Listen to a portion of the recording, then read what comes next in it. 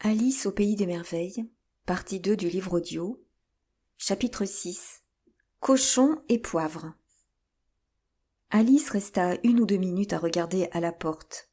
Elle se demandait ce qu'il fallait faire, quand tout à coup, un laquais en livrée sortit du bois en courant. Elle le prit pour un laquais à cause de sa livrée. Sans cela, à n'en juger que par la figure, elle l'aurait pris pour un poisson. Il frappa fortement avec son doigt à la porte. Elle fut ouverte par un autre laquais en livrée qui avait la face toute ronde et de gros yeux comme une grenouille. Alice remarqua que les 2 laquais avaient les cheveux poudrés et tout frisés. Elle se sentit piquée de curiosité et, voulant savoir ce que tout cela signifiait, elle se glissa un peu en dehors du bois afin d'écouter. Le laquais poisson prit de dessous son bras une lettre énorme, presque aussi grande que lui, et la présenta au laquais grenouille en disant d'un ton solennel « Pour madame la duchesse, une invitation de la reine à une partie de croquet. » Le laquais grenouille répéta sur le même ton solennel, en changeant un peu l'ordre des mots. « De la part de la reine, une invitation pour madame la duchesse à une partie de croquet. » Puis tous deux se firent un profond salut, et les boucles de leurs chevelures s'entremêlèrent. Cela fit tellement rire Alice qu'elle eut à rentrer bien vite dans le bois de peur d'être entendue. Et quand elle avança la tête pour regarder de nouveau, le laquais poisson était parti et l'autre était assis par terre près de la route, regardant niaisement en l'air. Alice s'approcha timidement de la porte et frappa. « Cela ne sert à rien du tout de frapper, » dit le laquais. « Et cela pour 2 raisons. Premièrement, parce que je suis du même côté de la porte que vous. Deuxièmement, parce qu'on fait là-dedans un tel bruit que personne ne peut vous entendre. » En effet, il se faisait dans l'intérieur un bruit extraordinaire, des hurlements et des éternuements continuels, et de temps à autre un grand fracas comme si on brisait de la vaisselle. « Eh bien, comment puis-je entrer, s'il vous plaît ?» demanda Alice. « Il y aurait quelque bon sens à frapper à cette porte, » continua le laquais sans l'écouter. « Si nous avions la porte entre nous deux. Par exemple, si vous étiez à l'intérieur, vous pourriez frapper, et je pourrais vous laisser sortir. » Il regardait en l'air tout le temps qu'il parlait, et Alice trouvait cela très impoli. Mais peut-être ne peut-il pas s'en empêcher, dit-elle. Il a les yeux presque sur le sommet de la tête. Dans tous les cas, il pourrait bien répondre à mes questions. « Comment faire pour entrer ?» répéta-t-elle tout haut. « Je vais rester assis ici, » dit le laquais, « jusqu'à demain. » Au même instant, la porte de la maison s'ouvrit et une grande assiette vola tout droit dans la direction de la tête du laquais. Elle lui effleura le nez et alla se briser contre un arbre derrière lui. « Ou le jour suivant, peut-être, » continua le laquais sur le même ton, tout comme si rien n'était arrivé. « Comment faire pour entrer ?» redemanda Alice en élevant la voix. « Mais devriez-vous entrer ?» dit le laquais. « C'est ce qu'il faut se demander, n'est-ce pas ?» Bien certainement, mais Alice trouva mauvais qu'on le lui dît. « C'est vraiment terrible, » murmura-t-elle, « de voir la manière dont ces gens-là discutent. Il y a de quoi rendre fou. » Le laquais trouva l'occasion bonne pour répéter son observation avec des variantes. « Je resterai assis ici, » dit-il, l'un dans l'autre, pendant des jours et des jours. « Mais que faut-il que je fasse ?» dit Alice. « Tout ce que vous voudrez, » dit le laquais, et il se mit à siffler. « Oh, ce n'est pas la peine de lui parler, » dit Alice, désespérée. « C'est un parfait idiot. » Puis elle ouvrit la porte et entra. La porte donnait sur une grande cuisine qui était pleine de fumée d'un bout à l'autre. La duchesse était assise sur un tabouret à 3 pieds au milieu de la cuisine et dorlotait un bébé. La cuisinière, penchée sur le feu, brassait quelque chose dans un grand chaudron qui paraissait rempli de soupe. « Bien sûr, il y a trop de poivre dans la soupe, » se dit Alice, tout empêchée par les éternuements. Il y en avait certainement trop dans l'air. La duchesse elle-même éternuait de temps en temps, et quant au bébé, il éternuait et hurlait alternativement sans aucune interruption. Les deux seules créatures qui n'éternuaient pas étaient la cuisinière et un gros chat assis sur l'âtre et dont la bouche grimaçante était fendue d'une oreille à l'autre. « Pourriez-vous m'apprendre » dit Alice un peu timidement, car elle ne savait pas s'il était bien convenable qu'elle parlât la première. « Pourquoi votre chat grimace ainsi ?»« C'est un grimaçon, » dit la duchesse. « Voilà pourquoi. Cochon !» Elle prononça ce dernier mot si fort et si subitement qu'Alice en frémit. Mais elle comprit bientôt que cela s'adressait au bébé et non pas à elle. Elle reprit donc courage et continua. « J'ignorais qu'il y eût des chats de cette espèce. Au fait, j'ignorais qu'un chat pût grimacer. »« Ils le peuvent tous, » dit la duchesse, « et la plupart le font. »« Je n'en connais pas un qui grimace, » dit Alice poliment, bien contente d'être entrée en conversation. « Le fait est que vous ne savez pas grand-chose, » dit la duchesse. Le ton sur lequel fut faite cette observation ne plut pas du tout à Alice, et elle pensa qu'il serait bon de changer la conversation. Tandis qu'elle cherchait un autre sujet, la cuisinière retira de dessus le feu le chaudron plein de soupe et se mit aussitôt à jeter tout ce qui lui tomba sous la main à la duchesse et au bébé. La pelle et les pincettes d'abord, à leur suite vint une pluie de casseroles, d'assiettes et de plats. La duchesse n'y faisait pas la moindre attention, même quand elle en était atteinte, et l'enfant hurlait déjà si fort auparavant qu'il était impossible de savoir si les coups lui faisaient mal ou non. « Oh, je vous en prie, prenez garde à ce que vous faites !» criait Alice, sautant çà et là et en proie à la terreur. « Oh, son cher petit nez !» Une casserole, d'une grandeur peu ordinaire, venait de voler tout près du bébé et avait failli lui emporter le nez.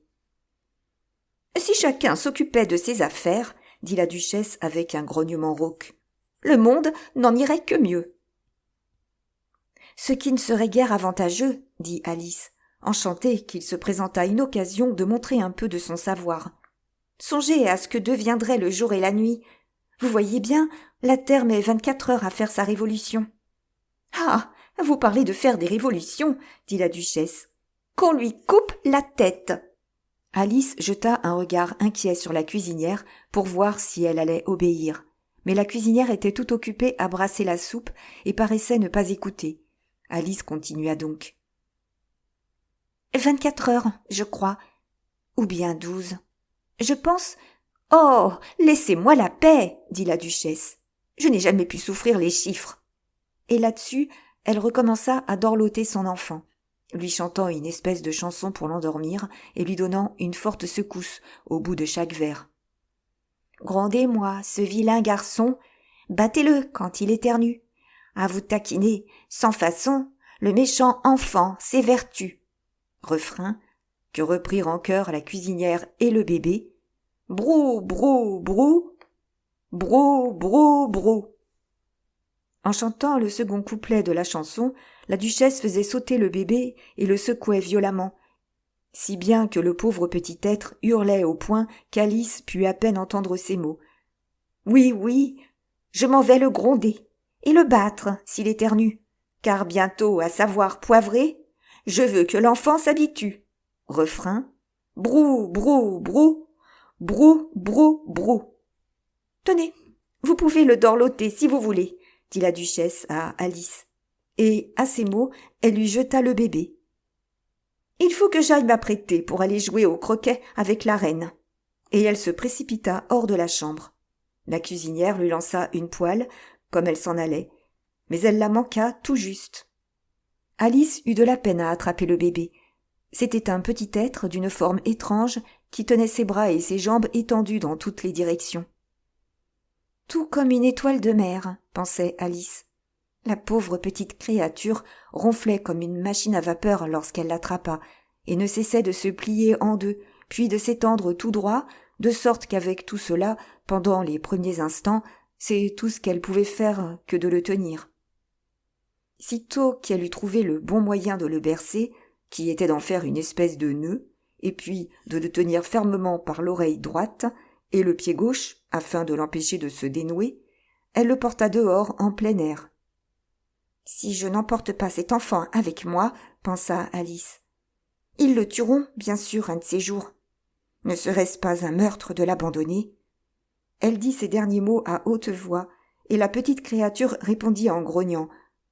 Elle avait cessé d'éternuer alors. « Ne grogne pas ainsi, dit Alice. Ce n'est pas là du tout une bonne manière de s'exprimer. » Le bébé grogna de nouveau. Alice le regarda au visage avec inquiétude pour voir ce qu'il avait. Sans contredit, son nez était très retroussé et ressemblait bien plutôt à un groin qu'à un vrai nez. Ses yeux aussi devenaient très petits pour un bébé. Enfin, Alice ne trouva pas du tout de son goût l'aspect de ce petit être.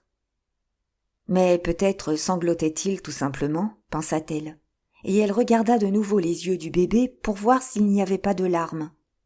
« Si tu vas te changer en porc, dit Alice très sérieusement, je ne veux plus rien avoir à faire avec toi, fais-y bien attention. » La pauvre petite créature sanglota de nouveau, ou grogna, il était impossible de savoir lequel des deux, et ils continuèrent leur chemin un instant en silence. Alice commençait à dire en elle-même « Mais que faire de cette créature quand je l'aurai portée à la maison ?» Lorsqu'il grogna de nouveau si fort qu'elle regarda sa figure avec quelque inquiétude. Cette fois, il n'y avait pas à s'y tromper. C'était un porc, ni plus ni moins, et elle comprit qu'il serait ridicule de le porter plus loin. Elle déposa donc par terre le petit animal et se sentit toute soulagée de le voir trotter tranquillement vers le bois. « S'il avait grandi, se dit-elle, il serait devenu un bien vilain enfant. Tandis qu'il fait un assez joli petit porc, il me semble. » Alors elle se mit à penser à d'autres enfants qu'elle connaissait et qui feraient d'assez jolis porcs, si seulement on savait la manière de s'y prendre pour les métamorphoser. Elle était en train de faire ces réflexions lorsqu'elle tressaillit en voyant tout à coup le chat assis à quelques pas de là sur la branche d'un arbre. Le chat grimaça en apercevant Alice. Elle trouva qu'il avait l'air bon enfant, et cependant il avait de très longues griffes et une grande rangée de dents. Aussi comprit-elle qu'il fallait le traiter avec respect.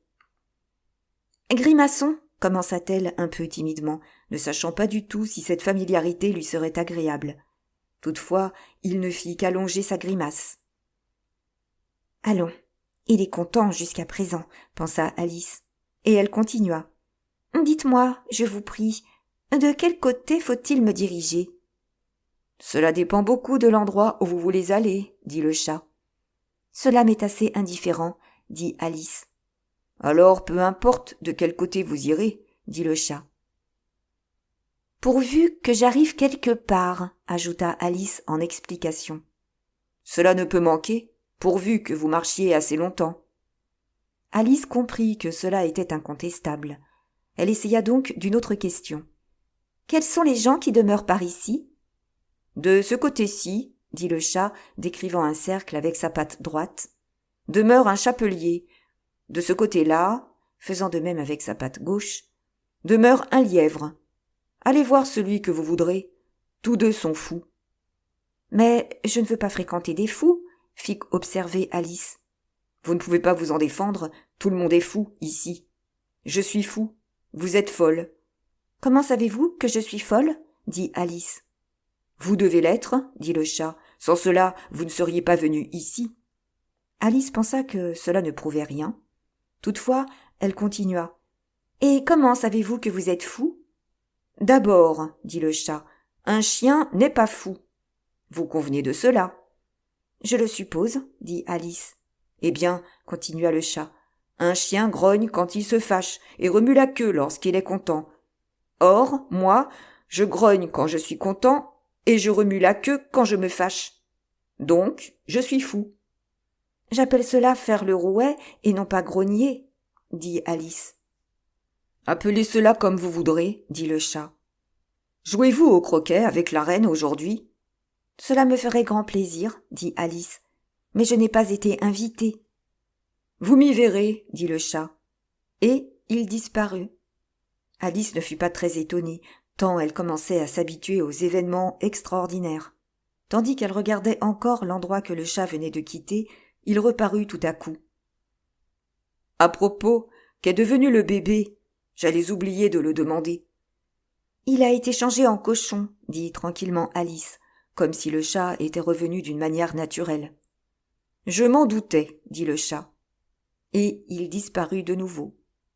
Alice attendit quelques instants, espérant presque le revoir, mais il ne reparut pas, et 1 ou 2 minutes après, elle continua son chemin dans la direction où on lui avait dit que demeurait le lièvre. « J'ai déjà vu des chapeliers, se dit-elle. Le lièvre sera de beaucoup le plus intéressant. » À ces mots, elle leva les yeux, et voilà que le chat était encore là, assis sur une branche d'arbre. « M'avez-vous dit cochon ou bichon ?» demanda le chat. « J'ai dit cochon, » répéta Alice. « Ne vous amusez donc pas à apparaître et à disparaître si subitement. Vous faites tourner la tête aux gens. »« C'est bon, » dit le chat, et cette fois il s'évanouit tout doucement, à commencer par le bout de la queue, et finissant par sa grimace, qui demeura quelque temps après que le reste fut disparu. « Certes, » pensa Alice, j'ai souvent vu un chat sans grimace. Mais une grimace sans chat, je n'ai jamais de ma vie rien vu de si drôle. » Elle ne fit pas beaucoup de chemin avant d'arriver devant la maison du lièvre. Elle pensa que ce devait bien être là, la maison, car les cheminées étaient en forme d'oreille et le toit était couvert de fourrure. La maison était si grande qu'elle n'osa s'approcher avant d'avoir grignoté encore un peu du morceau de champignon qu'elle avait dans la main gauche, et d'avoir atteint la taille de 2 pieds environ. Et même, alors, elle avança timidement en se disant « Si après tout, il était fou furieux !» Je voudrais presque avoir été faire visite au chapelier plutôt que d'être venue ici. Chapitre 7. Un thé de fou. Il y avait une table servie sous un arbre devant la maison, et le lièvre y prenait le thé avec le chapelier. Un loir, profondément endormi, était assis entre les 2 autres, qui s'en servaient comme d'un coussin, le coude appuyé sur lui et causant par-dessus sa tête. « Bien gênant pour le loir, » pensa Alice. « Mais comme il est endormi, je suppose que cela lui est égal. » Bien que la table fût très grande, ils étaient tous 3 serrés l'un contre l'autre à un des coins. « Il n'y a pas de place, il n'y a pas de place !» crièrent-ils en voyant Alice. « Il y a abondance de place !» dit Alice, indignée, et elle s'assit dans un large fauteuil à l'un des bouts de la table. « Prenez donc du vin !» dit le lièvre d'un ton engageant. Alice regarda tout autour de la table, mais il n'y avait que du thé. « Je ne vois pas de vin » fit-elle observer. « Il n'y en a pas » dit le lièvre. « En ce cas, il n'était pas très poli de votre part de m'en offrir » dit Alice d'un ton fâché. « Il n'était pas non plus très poli de votre part de vous mettre à table avant d'y être invité » dit le lièvre.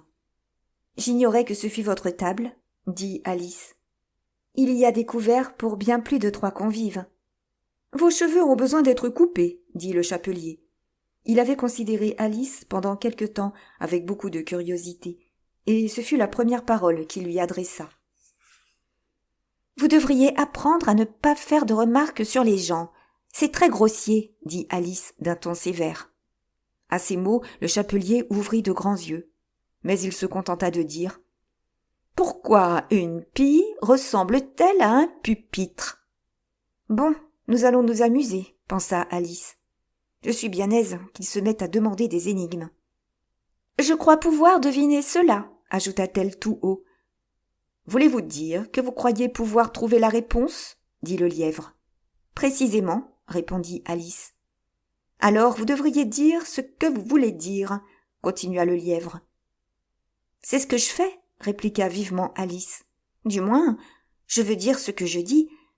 C'est la même chose, n'est-ce pas ?»« Ce n'est pas du tout la même chose, » dit le chapelier. « Vous pourriez alors dire tout aussi bien que « je vois ce que je mange » et la même chose que « je mange ce que je vois ». Vous pourriez alors dire tout aussi bien, ajouta le lièvre, que « j'aime ce qu'on me donne » est la même chose que « on me donne ce que j'aime ». Vous pourriez dire tout aussi bien, ajouta le loir, qui paraissait parler tout endormi, que « je respire quand je dors » est la même chose que « je dors quand je respire ». « C'est en effet tout un pour vous, » dit le chapelier. Sur ce, la conversation tomba, et il se fit un silence de quelques minutes. Pendant ce temps, Alice repassa dans son esprit tout ce qu'elle savait au sujet des pies et des pupitres, ce qui n'était pas grand-chose. Le chapelier rompit le silence le premier. « Quel quantième du mois sommes-nous » dit-il en se tournant vers Alice. Il avait tiré sa montre de sa poche et la regardait d'un air inquiet, la secouant de temps à autre et l'approchant de son oreille. Alice réfléchit un instant et répondit. « Le 4. »« Elle est de 2 jours en retard, » dit le chapelier avec un soupir. « Je vous disais bien que le beurre ne vaudrait rien au mouvement, » ajouta-t-il en regardant le lièvre avec colère. « C'était tout ce qu'il y avait de plus fin en beurre, » dit le lièvre humblement. « Oui, mais il faut qu'il y soit entré des miettes de pain, » grommela le chapelier. « Vous n'auriez pas dû vous servir du couteau à pain pour mettre le beurre. » Le lièvre prit la montre et la contempla tristement, puis la trempa dans sa tasse, la contempla de nouveau et, pourtant, ne trouva rien de mieux à faire que de répéter sa première observation. C'était tout ce qu'il y avait de plus fin en beurre. Alice avait regardé par-dessus son épaule avec curiosité. « Quelle singulière montre » dit-elle. « Elle marque le quantième du mois et ne marque pas l'heure qu'il est. »« Et pourquoi marquerait-elle l'heure » murmura le chapelier. « Votre montre marque-t-elle dans quelle année vous êtes ?»« Non, assurément, » répliqua Alice sans hésiter. « Mais c'est parce qu'elle reste à la même année pendant si longtemps. »« Tout comme la mienne, » dit le chapelier. Alice se trouva fort embarrassée. L'observation du chapelier lui paraissait n'avoir aucun sens. Et cependant, la phrase était parfaitement correcte. « Je ne vous comprends pas bien, » dit-elle, aussi poliment que possible. « Le Loir est rendormi, » dit le chapelier. Et il lui versa un peu de thé chaud sur le nez. Le Loir secoua la tête avec impatience et dit, sans ouvrir les yeux, « Sans doute, sans doute. C'est justement ce que j'allais dire. »« Avez-vous deviné l'énigme » dit le chapelier, se tournant de nouveau vers Alice. « Non, j'y renonce, » répondit Alice. « Quelle est la réponse ?»« Je n'en ai pas la moindre idée, » dit le chapelier. « Ni moi non plus, » dit le lièvre. Alice soupira d'ennui.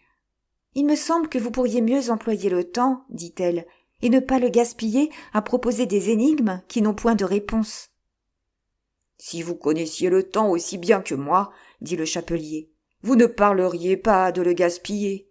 On ne gaspille pas quelqu'un. »« Je ne vous comprends pas, » dit Alice.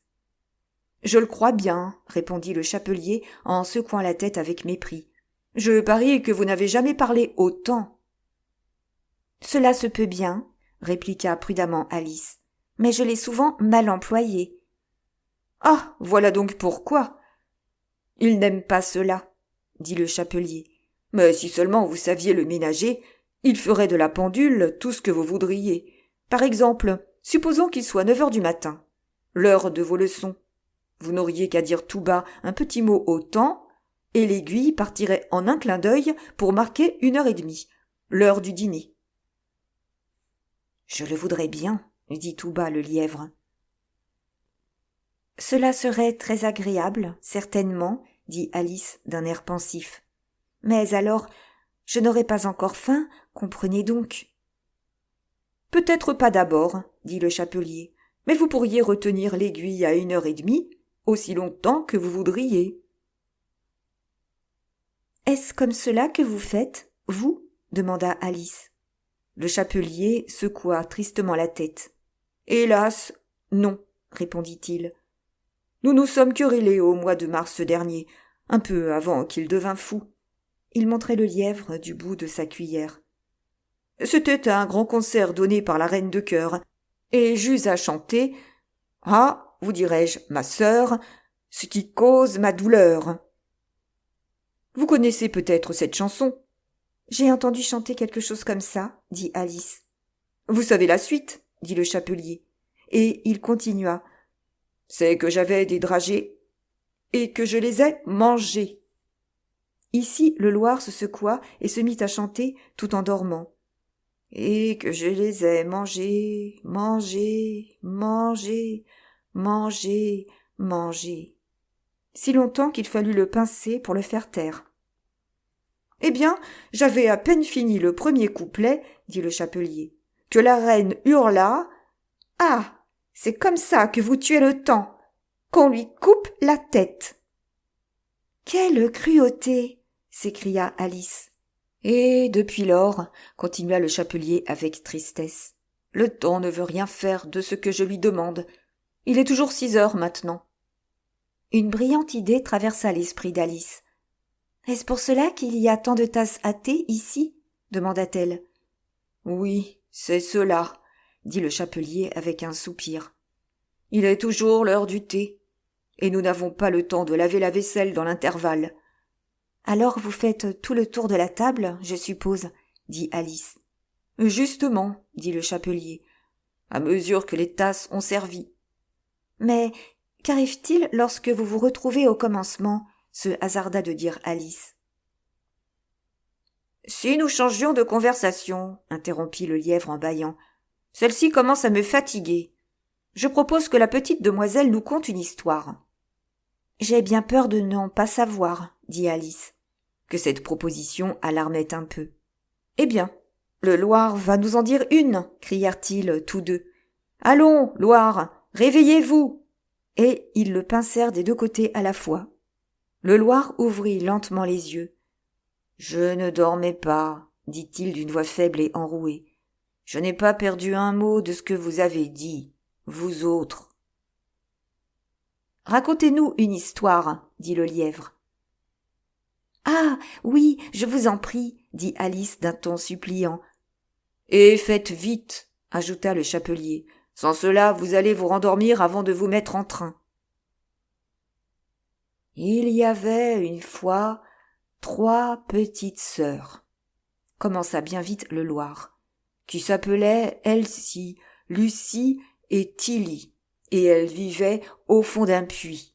« De quoi vivaient-elles » dit Alice, qui s'intéressait toujours aux questions de boire ou de manger. « Elles vivaient de mélasse » dit le Loir, après avoir réfléchi un instant. « Ce n'est pas possible. Comprenez donc, » fit doucement observer Alice. « Cela les aurait rendues malades. »« Et en effet, » dit le Loir, « elles étaient très malades. » Alice chercha à se figurer un peu l'effet que produirait sur elle une manière de vivre si extraordinaire, mais cela lui parut trop embarrassant, et elle continua. « Mais pourquoi vivraient-elles au fond d'un puits ?»« Prenez un peu plus de thé, » dit le lièvre à Alice avec empressement. « Je n'en ai pas pris du tout, » répondit Alice d'un air offensé. « Je ne peux donc pas en prendre un peu plus ?» « Vous voulez dire que vous ne pouvez pas en prendre moins, » dit le chapelier. « Il est très aisé de prendre un peu plus que pas du tout. »« On ne vous a pas demandé votre avis, à vous, » dit Alice. « Ah, qui est-ce qui se permet de faire des observations ?» demanda le chapelier d'un air triomphant. Alice ne savait pas trop que répondre à cela. Aussi se servit-elle un peu de thé et une tartine de pain et de beurre. Puis elle se tourna du côté du Loir et répéta sa question. « Pourquoi vivait-elle au fond d'un puits ?» Le Loir réfléchit de nouveau pendant quelques instants et dit. « C'était un puits de mélasse. »« Il n'en existe pas, » se mit à dire Alice d'un ton courroucé. Mais le chapelier et le lièvre firent « Chut, chut !» et le Loir fit observer d'un ton bourru. « Tâchez d'être poli, ou finissez l'histoire vous-même. »« Non, continuez, je vous prie, » dit Alice très humblement. « Je ne vous interromprai plus. Peut-être n'existe-t-il un. »« Un ? Vraiment ?» dit le Loir avec indignation. Toutefois, il voulut bien continuer. « Donc, ces 3 petites sœurs, vous saurez qu'elles faisaient tout ce qu'elles pouvaient pour s'en tirer. »« Comment auraient-elles pu s'en tirer ?» dit Alice, oubliant tout à fait sa promesse. « C'est tout simple. »« Il me faut une tasse propre, » interrompit le chapelier. « Avançons tous d'une place. Il avançait tout en parlant, et le Loir le suivit. Le lièvre prit la place du Loir, et Alice prit, d'assez mauvaise grâce, celle du lièvre. Le chapelier fut le seul qui gagna au change. Alice se trouva bien plus mal partagée qu'auparavant, car le lièvre venait de renverser le lait dans son assiette. Alice, craignant d'offenser le Loir, reprit avec circonspection. « Mais je ne comprends pas.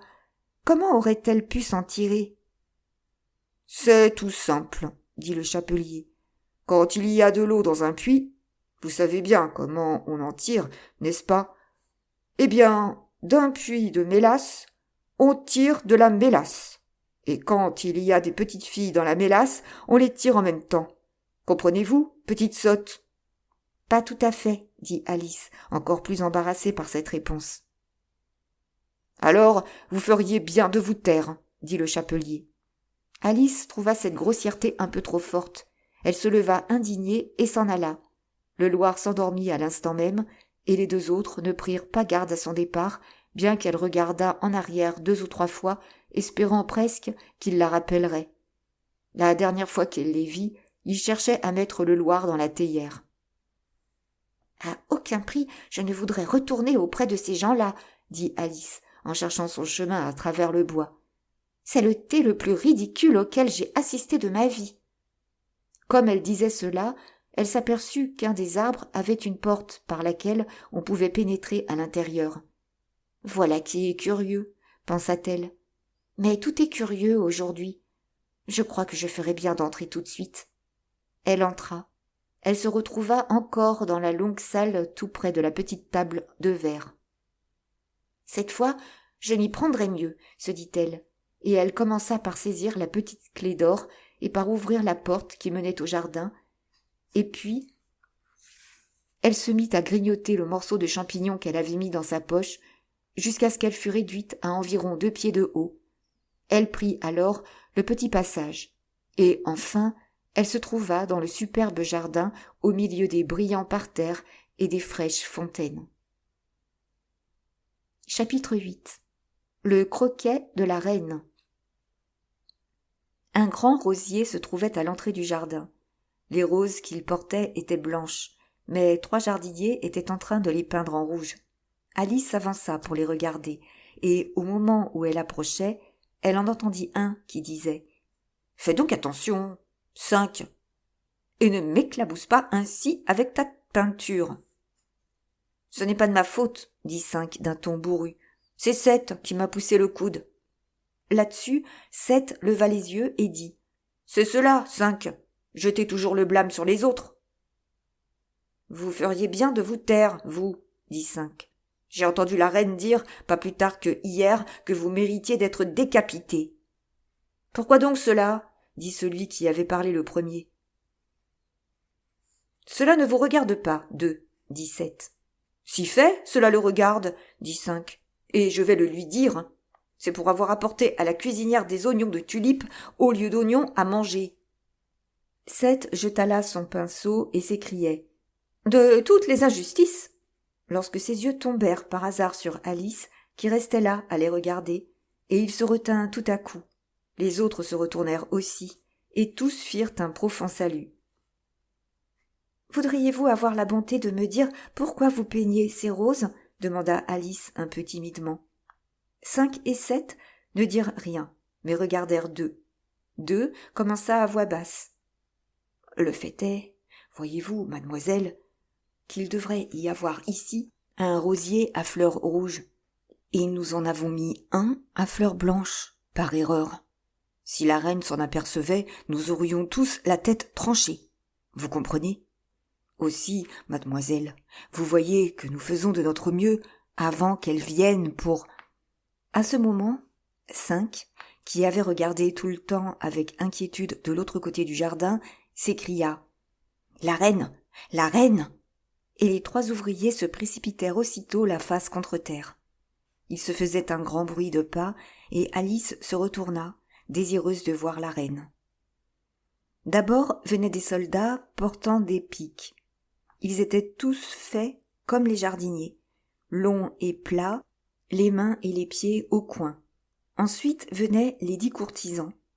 Ceux-ci étaient tous parés de carreaux de diamants et marchaient 2 à 2 comme les soldats. Derrière eux venaient les enfants de la reine. Il y en avait 10. Et les petits chérubins gambadaient joyeusement, se tenant par la main 2 à 2. Ils étaient tous ornés de cœurs. Après eux venaient les invités, des rois et des reines pour la plupart. Dans le nombre, Alice reconnut le lapin blanc. Il avait l'air ému et agité en parlant, souriait à tout ce qu'on disait et passa sans faire attention à elle. Suivait le valet de cœur, portant la couronne sur un coussin de velours. Et, fermant cette longue procession, le roi et la reine de cœur. Alice ne savait pas au juste si elle devait se prosterner comme les 3 jardiniers, mais elle ne se rappelait pas avoir jamais entendu parler d'une pareille formalité. Et d'ailleurs, à quoi serviraient les processions, pensa-t-elle, si les gens avaient à se mettre la face contre terre de façon à ne pas les voir. Elle resta donc debout à sa place et attendit. Quand la procession fut arrivée en face d'Alice, tout le monde s'arrêta pour la regarder, et la reine dit sévèrement « Qui est-ce » Elle s'adressait au valet de cœur, qui se contenta de saluer et de sourire pour toute réponse. « Idiot » dit la reine, en rejetant la tête en arrière avec impatience. Et, se tournant vers Alice, elle continua. « Votre nom, petite ?»« Je me nomme Alice, s'il plaît à votre majesté. » dit Alice fort poliment, mais elle ajouta en elle-même. « Ces gens-là ne sont, après tout, qu'un paquet de cartes.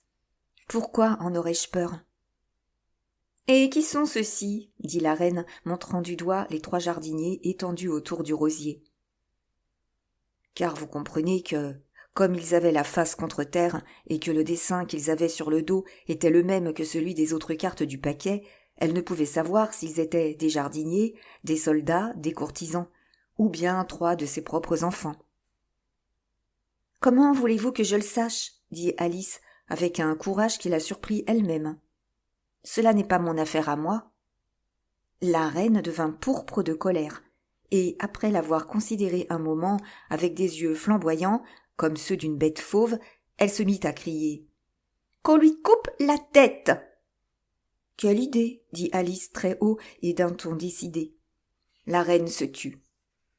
Le roi lui posa la main sur le bras et lui dit timidement « Considérez donc, ma chère amie, que ce n'est qu'une enfant. » La reine lui tourna le dos avec colère et dit au valet « Retournez-les !» Ce que fit le valet très soigneusement du bout du pied. « Debout !» dit la reine d'une voix forte et stridente. Les 3 jardiniers se relevèrent à l'instant et se mirent à saluer le roi, la reine, les jeunes princes et tout le monde. « Finissez !» cria la reine. « Vous m'étourdissez !» Alors, se tournant vers le rosier, elle continua. « Qu'est-ce que vous faites donc là ?»« Avec le bon plaisir de votre majesté, » dit deux d'un ton très humble, mettant un genou en terre. « Nous tâchions... » « Je le vois bien, » dit la reine, qui avait pendant ce temps examiné les roses. « Qu'on leur coupe la tête !» Et la procession continua sa route, 3 des soldats restant en arrière pour exécuter les malheureux jardiniers qui coururent se mettre sous la protection d'Alice. « Vous ne serez pas décapités, » dit Alice, et elle les mit dans un grand pot à fleurs qui se trouvait près de là. Les 3 soldats errèrent de côté et d'autre pendant 1 ou 2 minutes, pour les chercher, puis s'en allèrent tranquillement rejoindre les autres. « Leur a-t-on coupé la tête ?» cria la reine. « Leurs têtes n'y sont plus, s'il plaît à votre majesté !» lui crièrent les soldats. « C'est bien !» cria la reine. « Savez-vous jouer au croquet ?» Les soldats ne soufflèrent mot et regardèrent Alice, car évidemment c'était à elle que s'adressait la question. « Oui !» cria Alice. « Eh bien, venez !» hurla la reine. Et Alice se joignit à la procession, fort curieuse de savoir ce qui allait arriver. « Il fait un bien beau temps aujourd'hui, » dit une voix timide à côté d'elle. Elle marchait auprès du lapin blanc qui la regardait d'un œil inquiet. « Bien beau, » dit Alice. « Où est la duchesse ?»« Chut, chut !» dit vivement le lapin à voix basse et en regardant avec inquiétude par-dessus son épaule. Puis il se leva sur la pointe des pieds, colla sa bouche à l'oreille d'Alice et lui souffla. « Elle est condamnée à mort. »« Pour quelle raison ?» dit Alice. « Avez-vous dit « quel dommage ?» demanda le lapin. « Non, dit Alice, je ne pense pas du tout que ce soit dommage. J'ai dit « pour quelle raison ?» Elle a donné des soufflets à la reine, commença le lapin. Alice fit entendre un petit éclat de rire. « Oh, chut !» dit tout bas le lapin, d'un ton effrayé. « La reine va nous entendre. Elle est arrivée un peu tard, voyez-vous, et la reine a dit... »« À vos places !» cria la reine d'une voix de tonnerre. Et les gens se mirent à courir dans toutes les directions, trébuchant les uns contre les autres. Toutefois, au bout de quelques instants, chacun fut à sa place et la partie commença. Alice n'avait de sa vie vu de jeu de croquet aussi curieux que celui-là. Le terrain n'était que billon et sillon. Des hérissons vivants servaient de boules et des flamands de maillets. Les soldats, courbés en deux, avaient à se tenir la tête et les pieds sur le sol pour former des arches. Ce qui embarrassa le plus Alice au commencement du jeu, ce fut de manier le flamand. Elle parvenait bien à fourrer son corps assez commodément sous son bras, en laissant pendre les pieds. Mais, le plus souvent, à peine lui avait-elle allongé le cou, bien comme il faut, et allait-elle frapper le hérisson avec la tête, que le flamand se relevait en se tordant et la regardait d'un air si ébahi qu'elle ne pouvait s'empêcher d'éclater de rire. Et puis, quand elle lui avait fait baisser la tête et allait recommencer, il était bien impatientant de voir que le hérisson s'était déroulé et s'en allait. En outre, il se trouvait ordinairement un billon ou un sillon dans son chemin, partout où elle voulait envoyer le hérisson, et comme les soldats courbés en deux se relevaient sans cesse pour s'en aller d'un autre côté du terrain, Alice en vint bientôt à cette conclusion, que c'était là un jeu fort difficile, en vérité. Les joueurs jouaient tous à la fois, sans attendre leur tour, se querellant tout le temps et se battant à qui aurait les hérissons. La reine entra bientôt dans une colère furieuse et se mit à trépigner en criant « Qu'on coupe la tête à celui-ci !» ou bien « Qu'on coupe la tête à celle-là !» une fois environ par minute. Alice commença à se sentir très mal à l'aise. Il est vrai qu'elle ne s'était pas disputée avec la reine, mais elle savait que cela pouvait lui arriver à tout moment. Et alors, pensait-elle, que deviendrai-je ? Ils aiment terriblement à couper la tête aux gens, ici. Ce qui m'étonne, c'est qu'il en reste encore de vivants. Elle cherchait autour d'elle quelque moyen de s'échapper et se demandait si elle pourrait se retirer sans être vue, lorsqu'elle aperçut en l'air quelque chose d'étrange. Cette apparition l'intrigua beaucoup d'abord, mais après l'avoir considérée quelques instants, elle découvrit que c'était une grimace, et se dit en elle-même « C'est le grimaçon. Maintenant j'aurai à qui parler. »« Comment cela va-t-il » dit le chat, quand il y eut assez de sa bouche pour qu'il pût parler. Alice attendit que les yeux parussent, et lui fit alors un signe de tête amical. « Il est inutile de lui parler, » pensait-elle, avant que ses oreilles soient venues. L'une d'elles, tout au moins.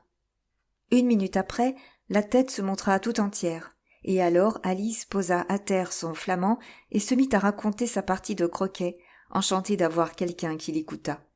Le chat trouva apparemment qu'il s'était assez mis en vue, car sa tête fut tout ce qu'on en aperçut.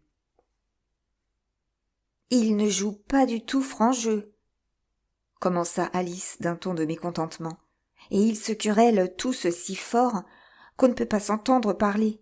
Et puis on dirait qu'ils n'ont aucune règle précise. Du moins, s'il y a des règles, personne ne les suit.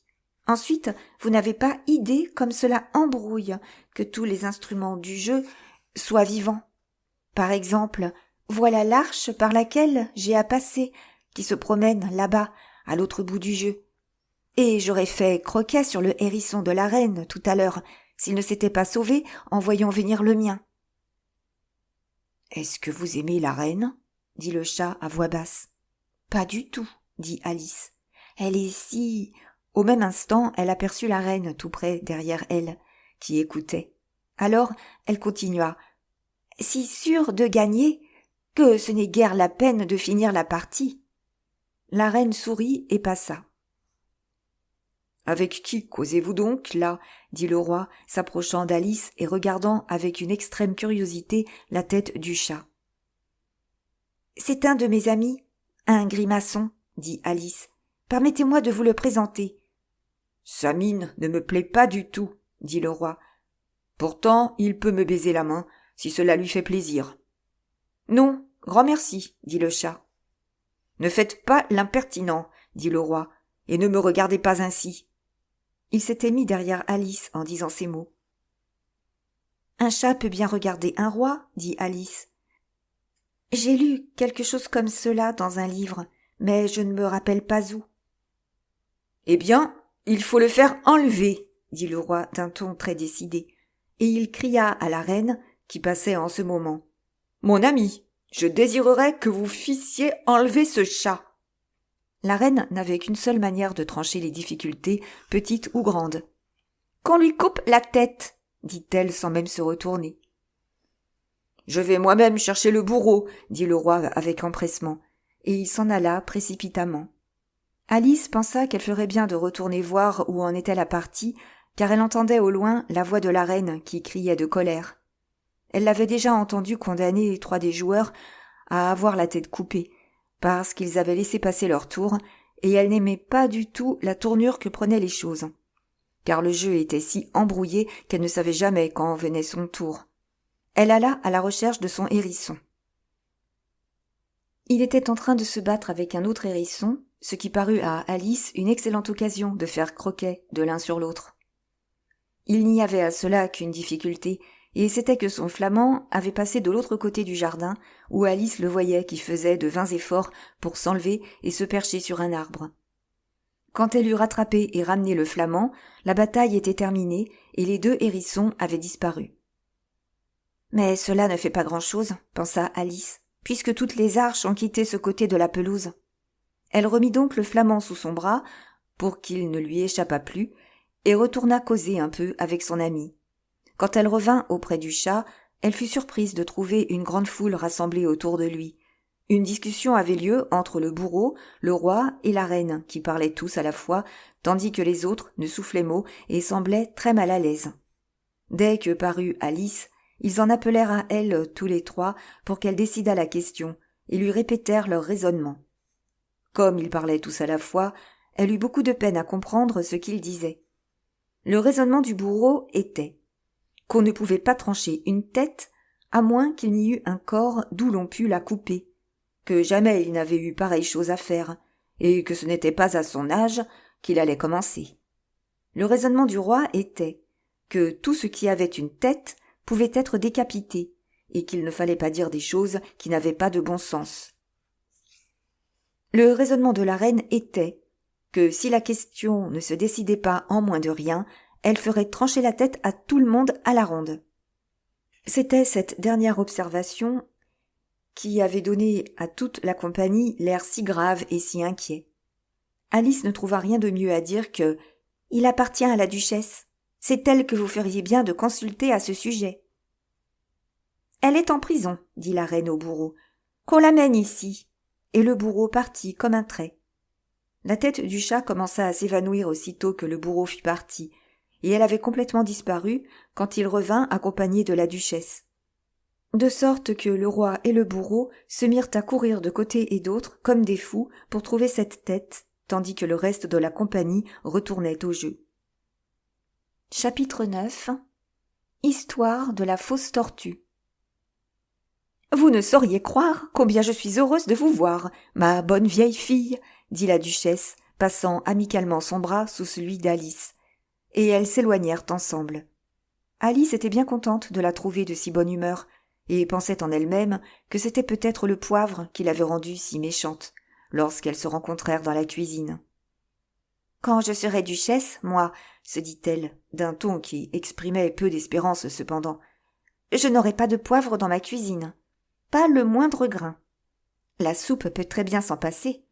Ça pourrait bien être le poivre qui échauffe la bile des gens, continua-t-elle, enchantée d'avoir fait cette découverte. Ça pourrait bien être le vinaigre qui les aigrit, la camomille qui les rend amers, et le sucre d'orge et d'autres choses du même genre qui adoucissent le caractère des enfants. Je voudrais bien que tout le monde sût cela. On ne serait pas si chiche de sucreries, voyez-vous.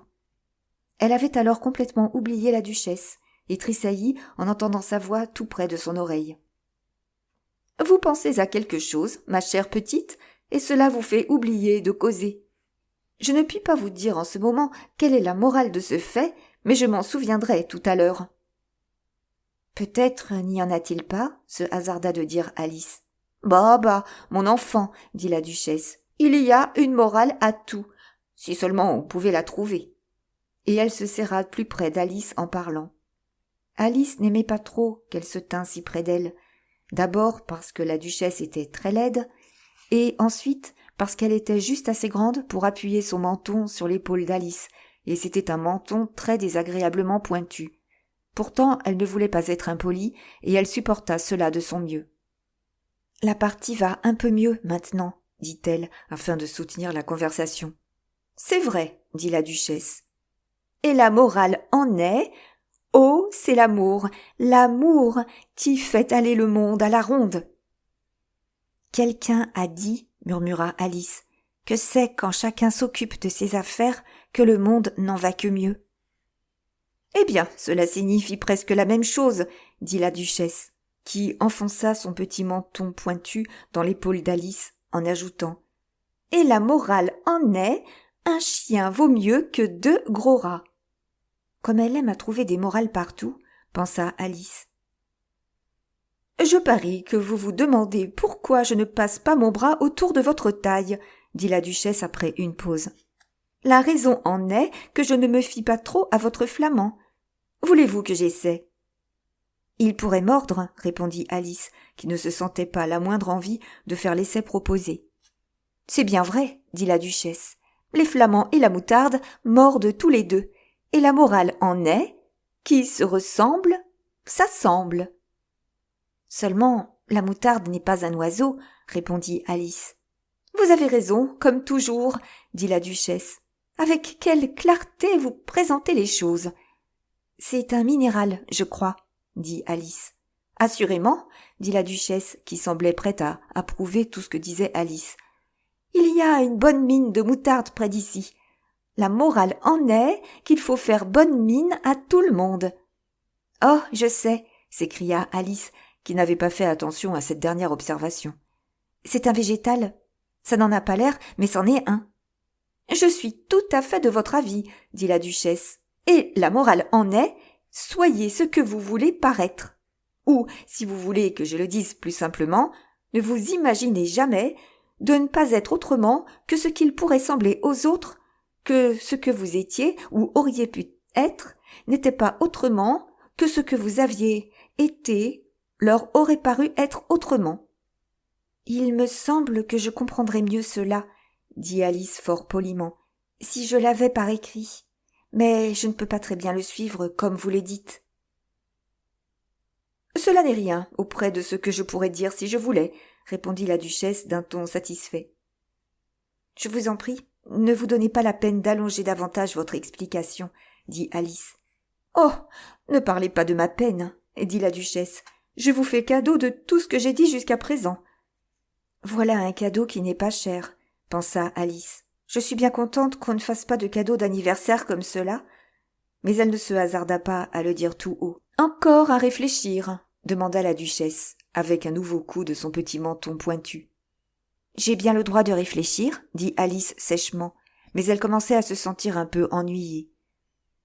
À peu près le même droit, dit la duchesse, que les cochons de voler et la Mais ici, au grand étonnement d'Alice, la voix de la duchesse s'éteignit au milieu de son mot favori, morale, et le bras qui était passé sous le sien commença de trembler.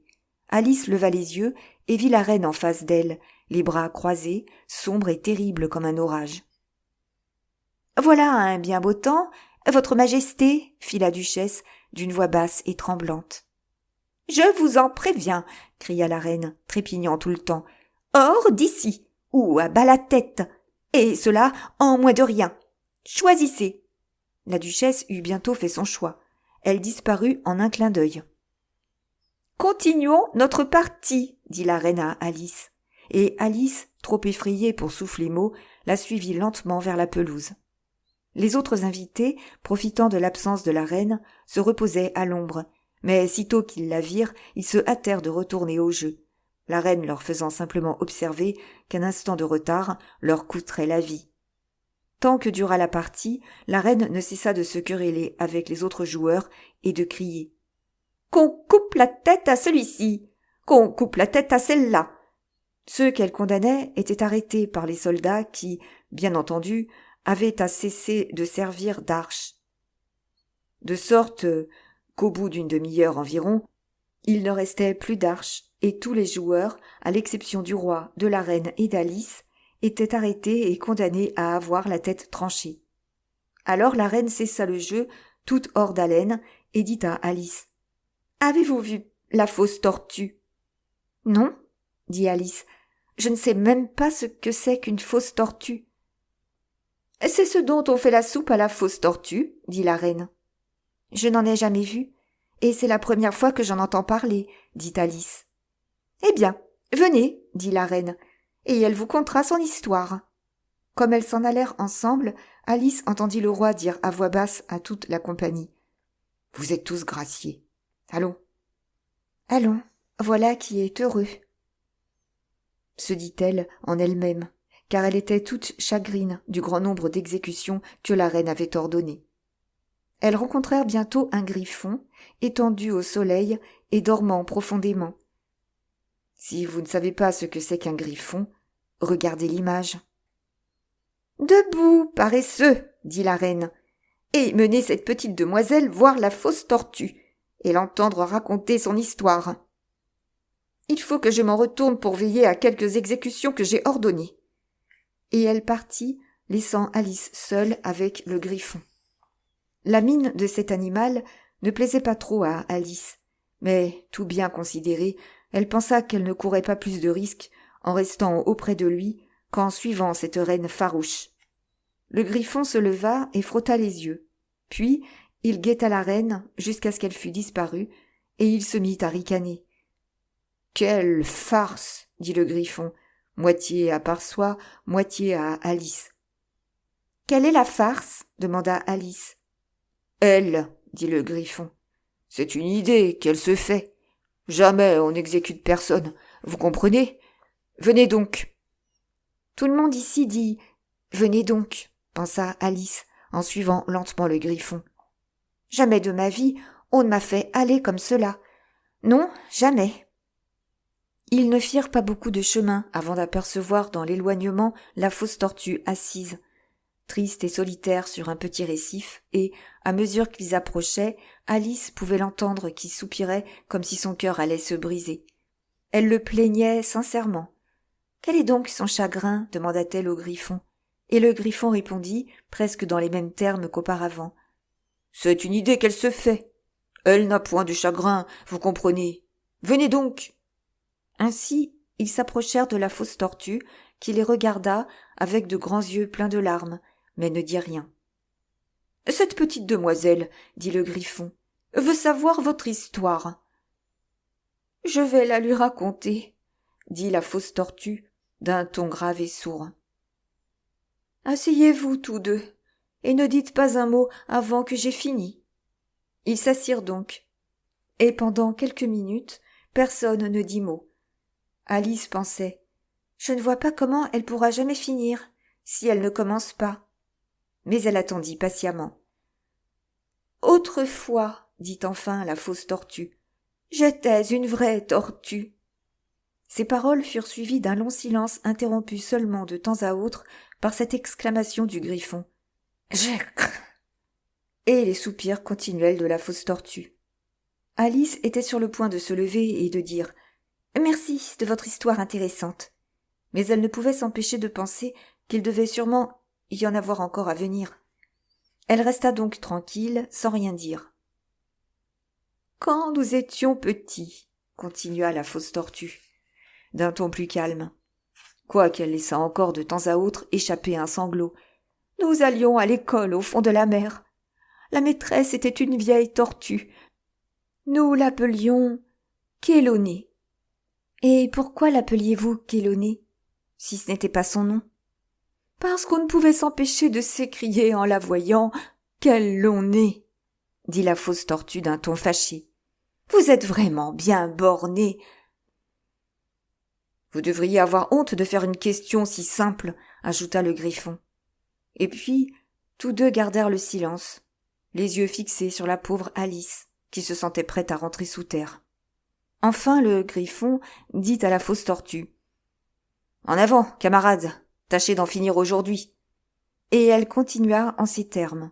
« Oui, nous allions à l'église dans la mer, bien que cela vous étonne. »« Je n'ai pas dit cela, » interrompit Alice.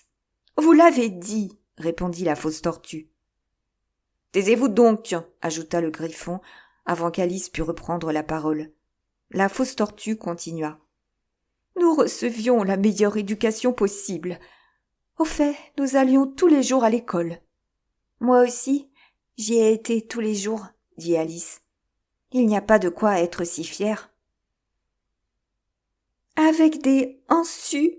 dit la fausse tortue avec quelque inquiétude. « Oui, » dit Alice, « nous apprenions l'italien et la musique ensus. »« Et le blanchissage ?» dit la fausse tortue. « Non, certainement, » dit Alice, indignée. « Ah, alors votre pension n'était pas vraiment des bonnes, » dit la fausse tortue comme soulagée d'un grand poids.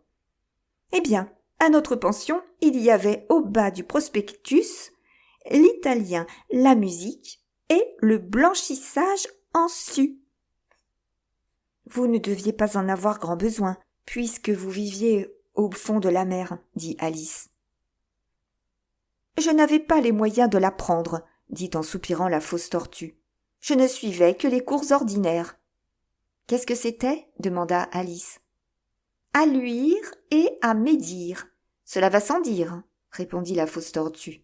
« Et puis les différentes branches de l'arithmétique, l'ambition, la distraction, l'enjolification et la dérision. »« Je n'ai jamais entendu parler d'enjolification, » se hasarda de dire Alice. « Qu'est-ce que c'est ?» Le Griffon leva les deux pattes en l'air en signe d'étonnement. « Vous n'avez jamais entendu parler d'enjolir ?» s'écria-t-il. « Vous savez ce que c'est que embellir, je suppose. »« Oui, » dit Alice en hésitant. « Cela veut dire rendre une chose plus belle. »« Eh bien, » continua le Griffon, « si vous ne savez pas ce que c'est que enjolir, vous êtes vraiment niaise. » Alice ne se sentit pas encouragée à faire de nouvelles questions là-dessus. Elle se tourna donc vers la fausse tortue et lui dit « Qu'appreniez-vous encore ?»« Eh bien, il y avait le grimoire, » répondit la fausse tortue en comptant sur ses battoirs. « Le grimoire ancien et moderne, avec la mérographie et puis le dédain. Le maître de dédain était un vieux congre qui venait une fois par semaine. Il nous enseignait à dédaigner, à esquiver et à feindre à l'huître. »« Qu'est-ce que cela ?» dit Alice. « Ah, je ne peux pas vous le montrer ici, » dit la fausse tortue. « Je suis trop gênée et le Griffon ne l'a jamais appris. »« Je n'en avais pas le temps, » dit le Griffon. « Mais j'ai suivi les cours du professeur de langue morte. C'était un vieux crabe, celui-là. »« Je n'ai jamais suivi ses cours, » dit la fausse tortue avec un soupir. « Il enseignait le larcin et la grève. »« C'est ça, dit le Griffon en soupirant à son tour. Et ces deux créatures se cachèrent la figure dans leurs pattes. « Combien d'heures de leçons aviez-vous par jour ?» dit Alice vivement, pour changer la conversation. « 10 heures le premier jour, » dit la fausse tortue. « 9 heures le second, et ainsi de suite. »« Quelle singulière méthode !» s'écria Alice. « C'est pour cela qu'on les appelle leçons, » dit le Griffon, « parce que nous les laissons là peu à peu. » C'était là pour Alice une idée toute nouvelle. Elle y réfléchit un peu avant de faire une autre observation. Alors le 11e jour devait être un jour de congé. « Assurément, » répondit la fausse tortue. « Et comment vous arrangiez-vous le 12e jour ?» s'empressa de demander Alice. « En voilà assez sur les leçons, » dit le Griffon, intervenant d'un ton très décidé. « Parlez-lui des jeux, maintenant. » Chapitre 10. Le quadrille de Homard. La fausse tortue soupira profondément et passa le dos d'une de ses nageoires sur ses yeux. Elle regarda Alice et s'efforça de parler, mais les sanglots étouffèrent sa voix pendant 1 ou 2 minutes. « On dirait qu'elle a un os dans le gosier, » dit le Griffon, et il se mit à la secouer et à lui taper dans le dos. Enfin, la fausse tortue retrouva la voix et, tandis que de grosses larmes coulaient le long de ses joues, elle continua. « Peut-être n'avez-vous pas beaucoup vécu au fond de la mer. »« Non, » dit Alice. « Et peut-être ne vous a-t-on jamais présenté un homard ?» Alice allait dire « J'en ai goûté une fois », mais elle se reprit vivement et dit « Non, jamais. » De sorte que vous ne pouvez pas du tout vous figurer quelle chose délicieuse c'est qu'un quadrille de homard. Non, vraiment, dit Alice. Qu'est-ce que c'est que cette danse-là ? D'abord, dit le Griffon, on se met en rang le long des bords de la mer. On forme 2 rangs, cria la fausse tortue. Des phoques, des tortues et des saumons, et ainsi de suite. Puis, lorsqu'on a débarrassé la côte des gelées de mer... Cela prend ordinairement longtemps, dit le Griffon. On avance 2 fois. Chacun ayant un homard pour danseur, cria le Griffon. Cela va sans dire, dit la fausse tortue. Avancez 2 fois et balancez.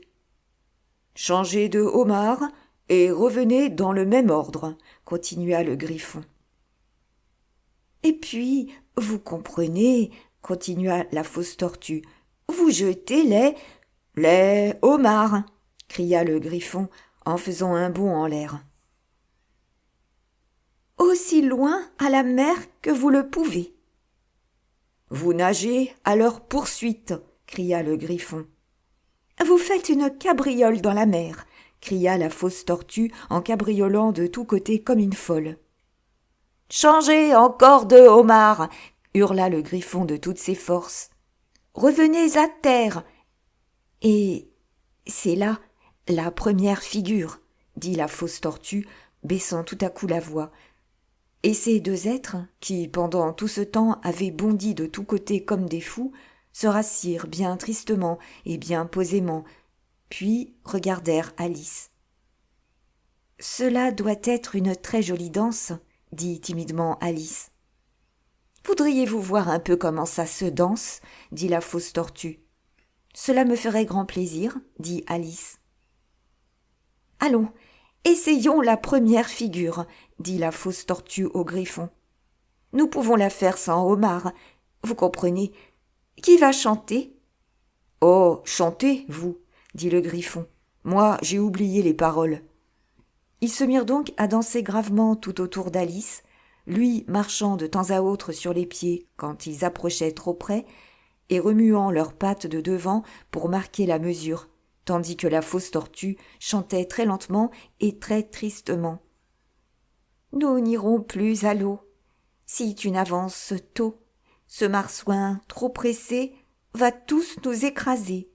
Colimaçon danse, entre dans la danse. Sautons, dansons, avant de faire un plongeon.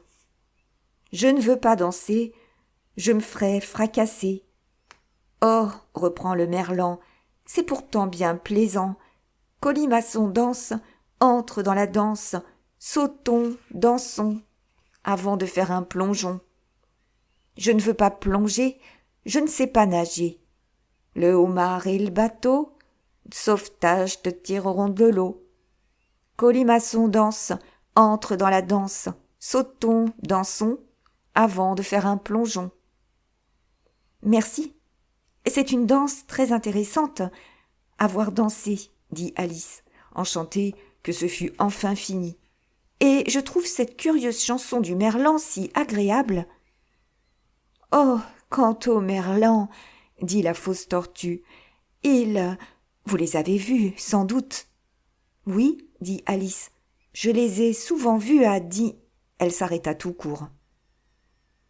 Je ne sais pas où est Die, reprit la fausse tortue, Mais puisque vous les avez vus si souvent, vous devez savoir l'air qu'ils ont. Je le crois, répliqua Alice en se recueillant. Ils ont la queue dans la bouche et sont tout couverts de mie de pain.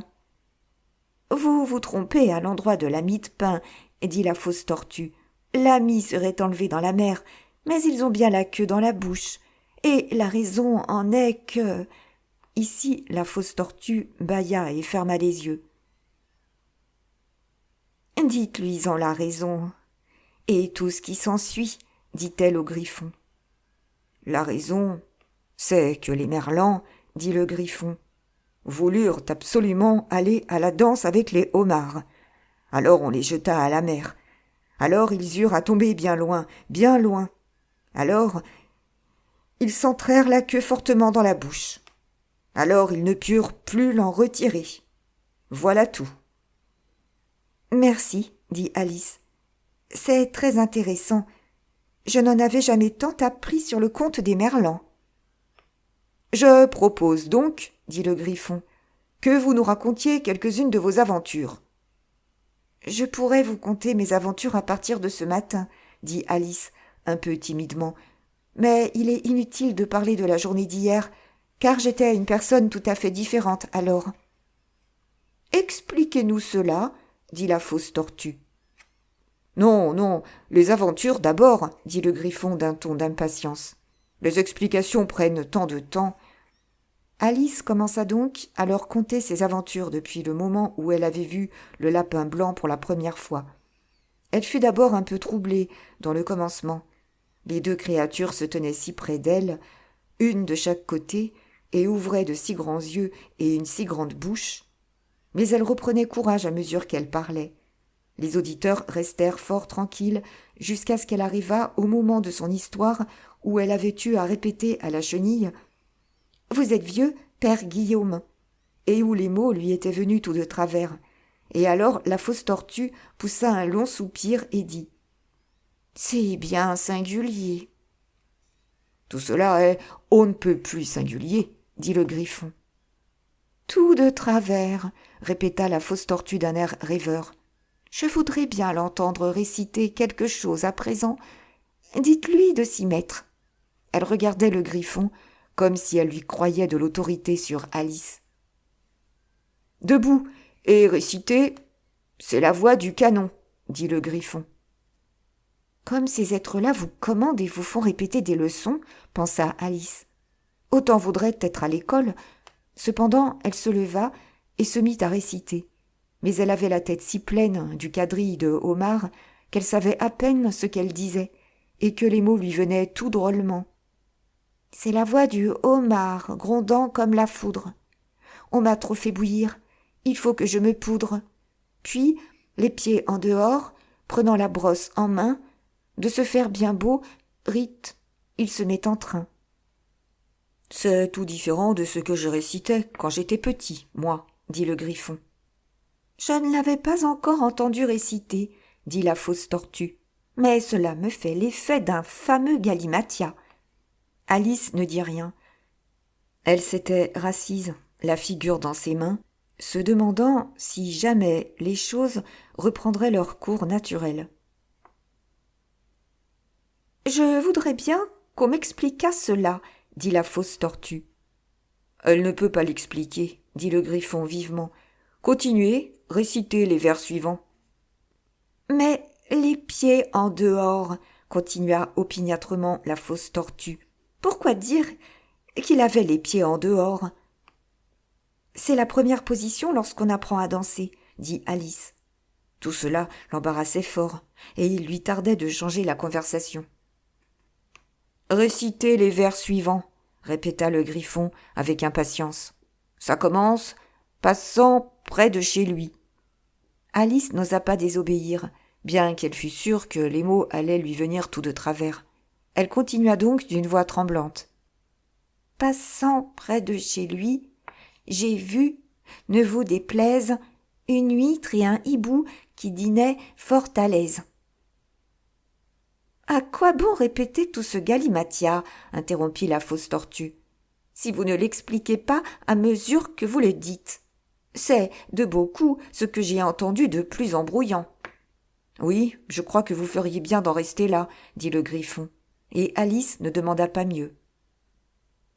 Essayerons-nous une autre figure du quadrille de homard, continua le Griffon. Ou bien préférez-vous que la fausse tortue vous chante quelque chose? Oh, une chanson, je vous prie. Et si la fausse tortue veut bien avoir cette obligeance, répondit Alice, avec tant d'empressement que le Griffon dit d'un air un peu offensé. Chacun son goût. Chantez-lui la soupe à la tortue. Eh, camarade. La fausse tortue poussa un profond soupir et commença, d'une voix de temps en temps étouffée par les sanglots. Oh, doux potage, oh, mets délicieux, ah, pour partage, quoi de plus précieux? Plonger dans ma soupière, cette vaste cuillère, est un bonheur qui me réjouit le cœur. Gibier, volaille, lièvre, dinde, perdreau, rien qui te vaille, pas même les pruneaux. Plonger dans ma soupière, cette vaste cuillère, est un bonheur qui me réjouit le cœur. Bis au refrain, cria le Griffon, et la fausse tortue venait de le reprendre quand un cri « Le procès va commencer !» se fit entendre au loin. « Venez donc !» cria le Griffon, et, prenant Alice par la main, il se mit à courir sans attendre la fin de la chanson. « Qu'est-ce que c'est que ce procès ?» demanda Alice hors d'haleine, mais le Griffon se contenta de répondre « Venez donc !» en courant de plus belle, tandis que l'heure parvenait, de plus en plus faible, apportée par la brise qui les poursuivait, ces paroles pleines de mélancolie. « Plonger dans ma soupière, cette vaste cuillère est un bonheur qui me réjouit le cœur. » Chapitre 11. Qui a volé les tartes? Le roi et la reine de cœur étaient assis sur leur trône, entourés d'une nombreuse assemblée. Toutes sortes de petits oiseaux et d'autres bêtes, ainsi que le paquet de cartes tout entier. Le valet, chargé de chaînes, gardé de chaque côté par un soldat, se tenait debout devant le trône, et près du roi se trouvait le lapin blanc, tenant d'une main une trompette et de l'autre un rouleau de parchemin. Au beau milieu de la salle était une table sur laquelle on voyait un grand plat de tartes. Ces tartes semblaient si bonnes que cela donna faim à Alice, rien que de les regarder. « Je voudrais bien qu'on se dépêchât de finir le procès, pensa-t-elle, et qu'on fît passer les rafraîchissements. » Mais cela ne paraissait guère probable, aussi se mit-elle à regarder tout autour d'elle pour passer le temps. C'était la première fois qu'Alice se trouvait dans une cour de justice, mais elle en avait lu des descriptions dans les livres, et elle fut toute contente de voir qu'elle savait le nom de presque tout ce qu'il y avait là. « Ça, c'est le juge, se dit-elle, je le reconnais à sa grande perruque. » Le juge, disons-le en passant, était le roi, et comme il portait sa couronne par-dessus sa perruque, regardez le frontispice si vous voulez savoir comment il s'était arrangé. Il n'avait pas du tout l'air d'être à son aise, et cela ne lui allait pas bien du tout. « Et ça, c'est le banc du jury, pensa Alice. Et ces 12 créatures, elle était forcée de dire créatures. Vous comprenez, car quelques-uns étaient des bêtes et quelques autres des oiseaux. Je suppose que ce sont les jurés. Elle se répéta ce dernier mot 2 ou 3 fois, car elle en était assez fière, pensant avec raison que bien peu de petites filles de son âge savent ce que cela veut dire. Les 12 jurés étaient tous très occupés à écrire sur des ardoises. « Qu'est-ce qu'ils font là ?» dit Alice à l'oreille du Griffon. « Ils ne peuvent rien avoir à écrire avant que le procès soit commencé. »« Ils inscrivent leur nom, » répondit de même le Griffon. « De peur de l'oublier avant la fin du procès. »« Les niais !» s'écria Alice d'un ton indigné, mais elle se retint bien vite, car le lapin blanc cria « Silence dans l'auditoire !» Et le roi, mettant ses lunettes, regarda vivement autour de lui pour voir qui parlait. Alice pouvait voir, aussi clairement que si elle eût regardé par-dessus leurs épaules, que tous les jurés étaient en train d'écrire « les niais » sur leurs ardoises, et elle pouvait même distinguer que l'un d'eux ne savait pas écrire « niais » et qu'il était obligé de le demander à son voisin. « Leurs ardoises seront dans un bel état avant la fin du procès » pensa Alice. Un des jurés avait un crayon qui grinçait. Alice, vous le pensez bien, ne pouvait pas s'offrir cela. Elle fit le tour de la salle, arriva derrière lui et trouva bientôt l'occasion d'enlever le crayon. Ce fut sitôt fait que le pauvre petit jury, c'était Jacques le lézard, ne pouvait pas s'imaginer ce qu'il était devenu. Après avoir cherché partout, il fut obligé d'écrire avec un doigt tout le reste du jour, et cela était fort inutile, puisque son doigt ne laissait aucune marque sur l'ardoise. « Héros, lisez l'acte d'accusation, » dit le roi. Sur ce, le lapin blanc sonna 3 fois de la trompette, et puis, déroulant le parchemin, lut ainsi qu'il suit. « La reine de cœur fit des tartes, un beau jour de printemps. Le valet de cœur prit les tartes et s'en fut tout content. »« Délibérez, » dit le roi au juré. « Pas encore, interrompit vivement le lapin. Il y a bien des choses à faire auparavant. »« Appelez les témoins, » dit le roi, et le lapin blanc sonna 3 fois de la trompette et cria « Le premier témoin !» Le premier témoin était le chapelier. Il entra, tenant d'une main une tasse de thé et de l'autre une tartine de beurre. « Pardon, votre majesté, dit-il, si j'apporte cela ici. Je n'avais pas tout à fait fini de prendre mon thé lorsqu'on est venu me chercher. »« Vous auriez dû avoir fini, » dit le roi. « Quand avez-vous commencé ?» Le chapelier regarda le lièvre qui l'avait suivi dans la salle, bras dessus, bras dessous, avec le Loir. « Le 14 mars, je crois bien, dit-il. »« Le 15, dit le lièvre. »« Le 16, ajouta le Loir. »« Notez cela, dit le roi aux jurés. » Et les jurés s'empressèrent d'écrire les 3 dates sur leurs ardoises. Puis en firent l'addition, dont ils cherchèrent à réduire le total en francs et centimes. « Ôtez votre chapeau, dit le roi au chapelier. »« Il n'est pas à moi, dit le chapelier. »« Volé !» s'écria le roi en se tournant du côté des jurés qui s'empressèrent de prendre note du fait. « Je les tiens en vente, ajouta le chapelier comme explication. « Je n'en ai pas à moi, je suis chapelier. » Ici, la reine mit ses lunettes et se prit à regarder fixement le chapelier qui devint pâle et tremblant. « Faites votre déposition, dit le roi, et ne soyez pas agité, sans cela je vous fais exécuter sur le champ. » Cela ne parut pas du tout encourager le témoin. Il ne cessait de passer d'un pied sur l'autre en regardant la reine d'un air inquiet, et, dans son trouble, il mordit dans la tasse et en enleva un grand morceau, au lieu de mordre dans la tartine de beurre. Juste à ce moment-là, Alice éprouva une étrange sensation qui l'embarrassa beaucoup, jusqu'à ce qu'elle se fût rendue compte de ce que c'était. Elle recommençait à grandir, et elle pensa d'abord à se lever et à quitter la cour, mais, toute réflexion faite, elle se décida à rester où elle était, tant qu'il y aurait de la place pour elle. « Ne poussez donc pas comme ça, dit le Loir. Je puis à peine respirer. »« Ce n'est pas de ma faute, dit Alice doucement. Je grandis. »« Vous n'avez pas le droit de grandir ici, dit le Loir. »« Ne dites pas de sottises, répliqua Alice plus hardiment. Vous savez bien que vous aussi vous grandissez. »« Oui, mais je grandis raisonnablement, moi, dit le Loir. Et non de cette façon ridicule. » Il se leva en faisant la mine et passa de l'autre côté de la salle. Pendant tout ce temps-là, la reine n'avait pas cessé de fixer les yeux sur le chapelier et, comme le Loir traversait la salle, elle dit à un des officiers du tribunal « Apportez-moi la liste des chanteurs du dernier concert. » Sur quoi le malheureux chapelier se mit à trembler si fortement qu'il en perdit ses 2 souliers. « Faites votre déposition, répéta le roi en colère, ou bien je vous fais exécuter, que vous soyez troublé ou non. »« Je suis un pauvre homme, votre majesté, » fit le chapelier d'une voix tremblante.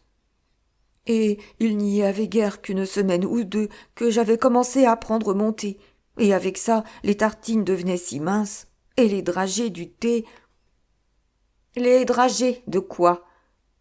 dit le roi.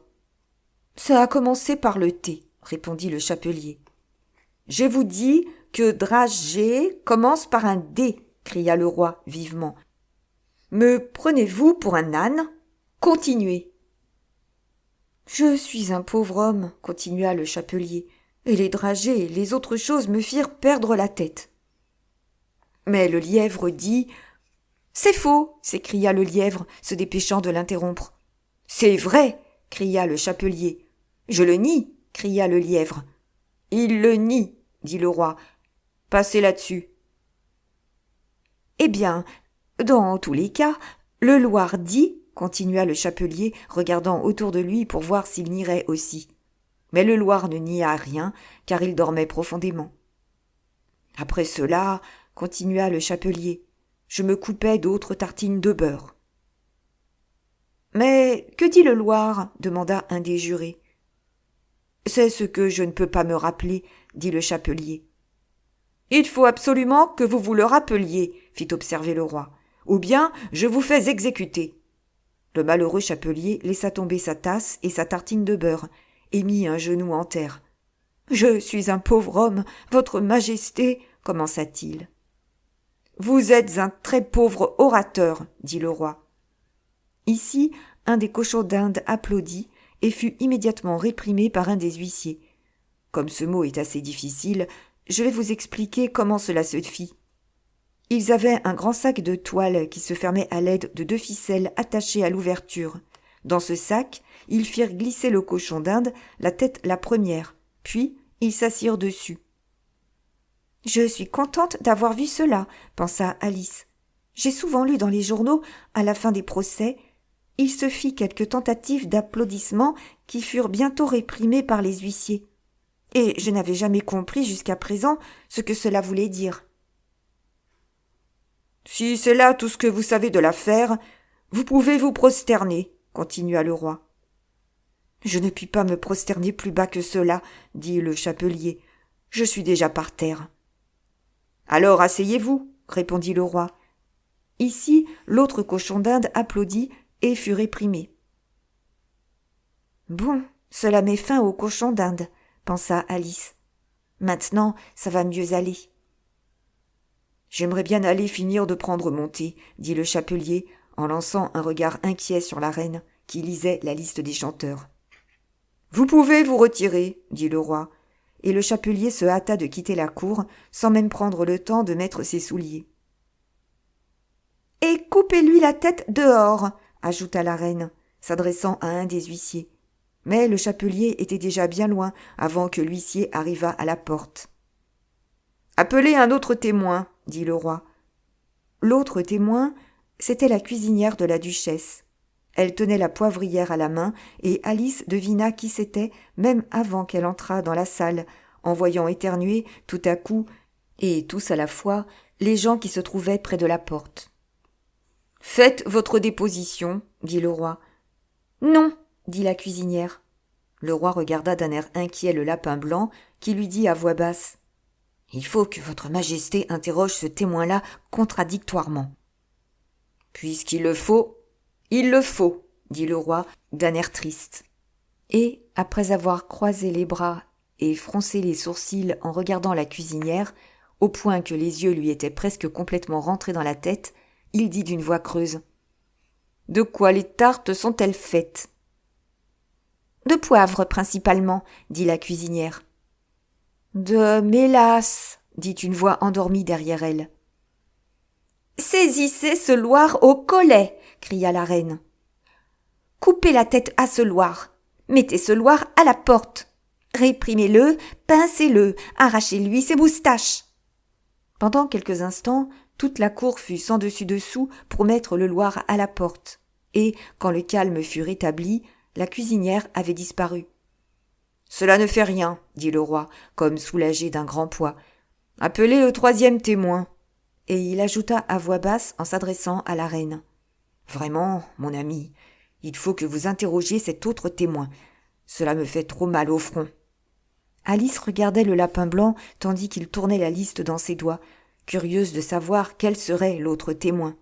« Car les dépositions ne prouvent pas grand-chose jusqu'à présent, » se dit-elle. Imaginez sa surprise quand le lapin blanc cria, du plus fort de sa petite voix criarde, « Alice !» Chapitre 12. Déposition d'Alice. Voilà, cria Alice, oubliant tout à fait dans le trouble du moment combien elle avait grandi depuis quelques instants, et elle se leva si brusquement qu'elle accrocha le banc des jurés avec le bord de sa robe, et le renversa, avec tous ses occupants, sur la tête de la foule qui se trouvait au-dessous, et on les vit se débattant de tous côtés, comme les poissons rouges du vase qu'elle se rappelait avoir renversé par accident la semaine précédente. « Oh, je vous demande bien pardon !» s'écria-t-elle, toute confuse, et elle se mit à les ramasser bien vite, car l'accident arrivé aux poissons rouges lui trottait dans la tête, et elle avait une idée vague qu'il fallait les ramasser tout de suite et les remettre sur les bancs, sans quoi ils mourraient. « Le procès ne peut continuer, » dit le roi d'une voix grave, « avant que les jurés soient tous à leur place. »« Tous !» répéta-t-il avec emphase en regardant fixement Alice.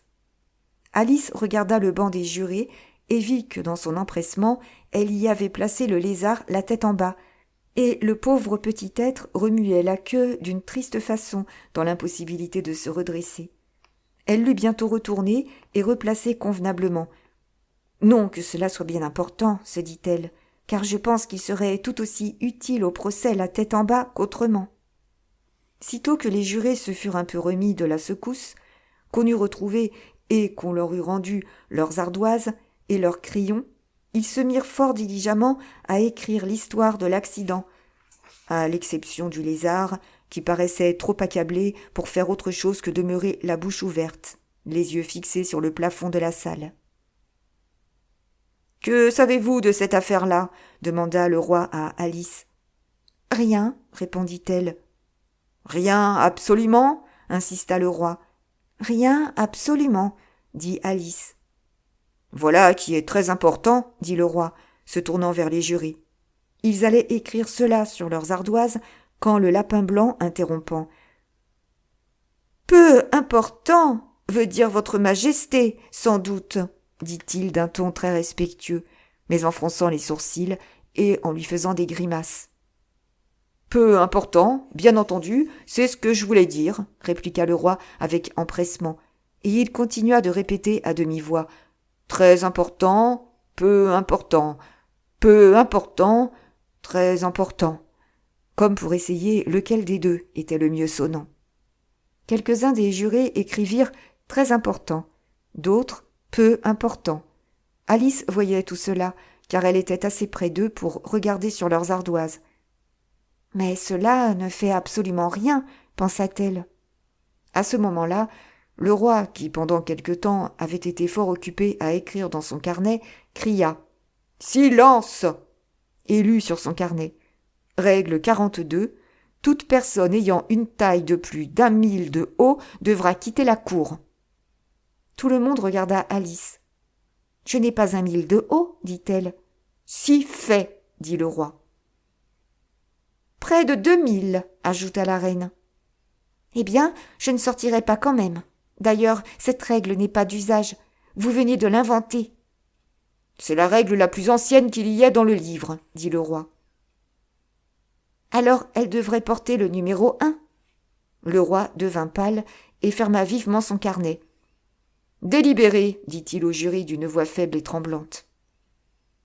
« Il y a d'autres dépositions à recevoir, s'il plaît à votre majesté, dit le lapin, se levant précipitamment. On vient de ramasser ce papier. Qu'est-ce qu'il y a dedans? Dit la reine.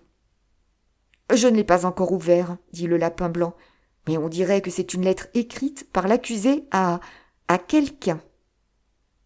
Cela doit être ainsi, dit le roi, à moins qu'elle ne soit écrite à personne, ce qui n'est pas ordinaire, vous comprenez.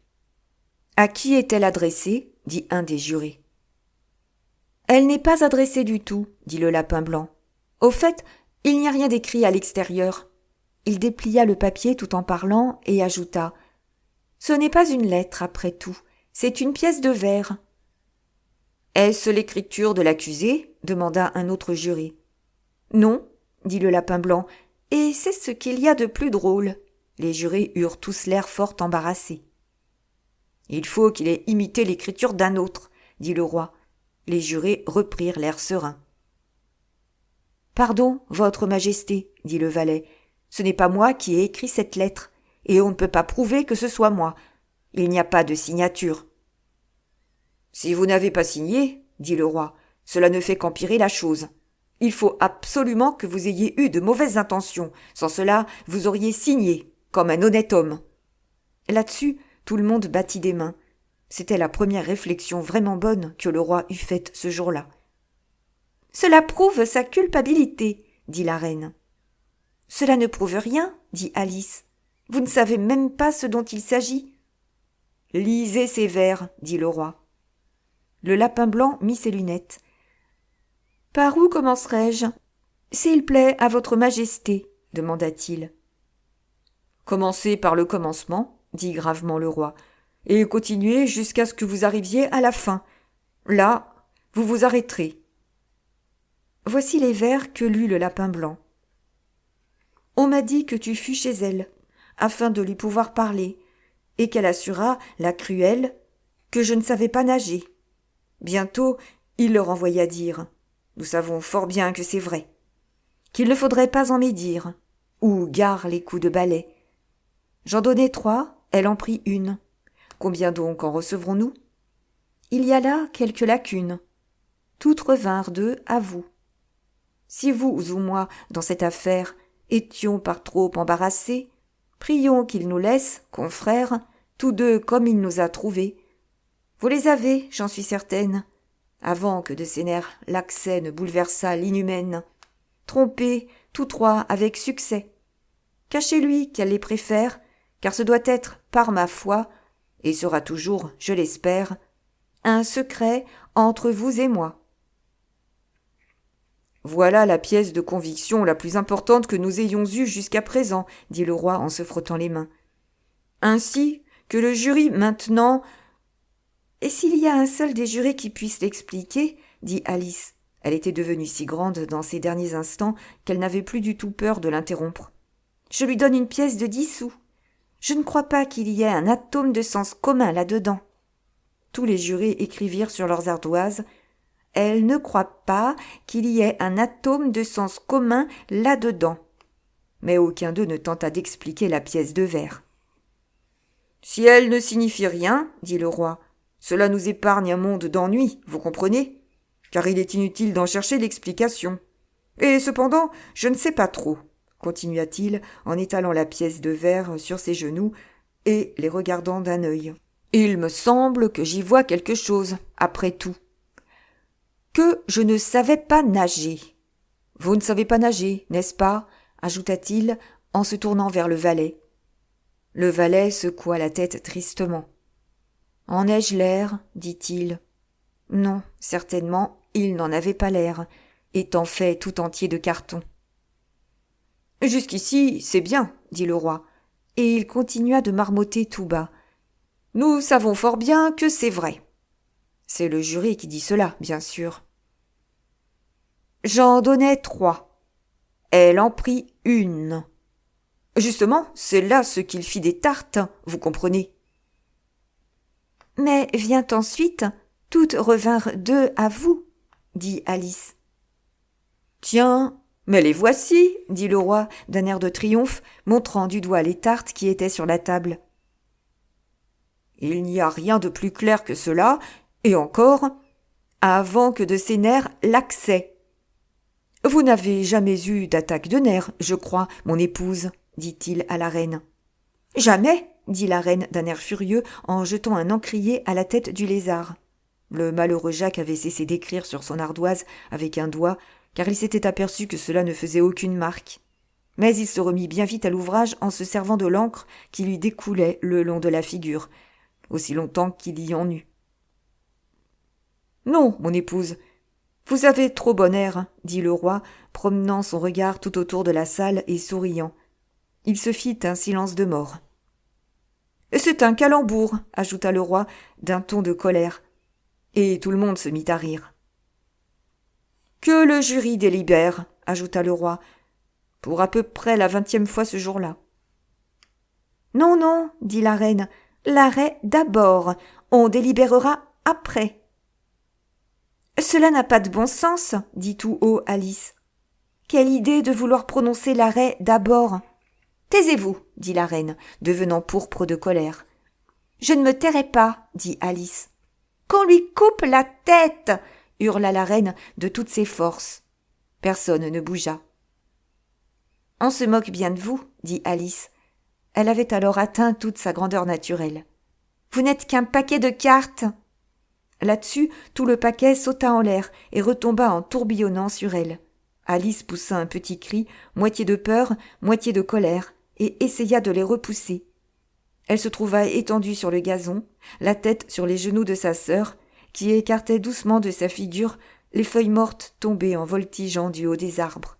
« Réveillez-vous, chère Alice, lui dit sa sœur. Quel long somme vous venez de faire !»« Oh, j'ai fait un si drôle de rêve, dit Alice.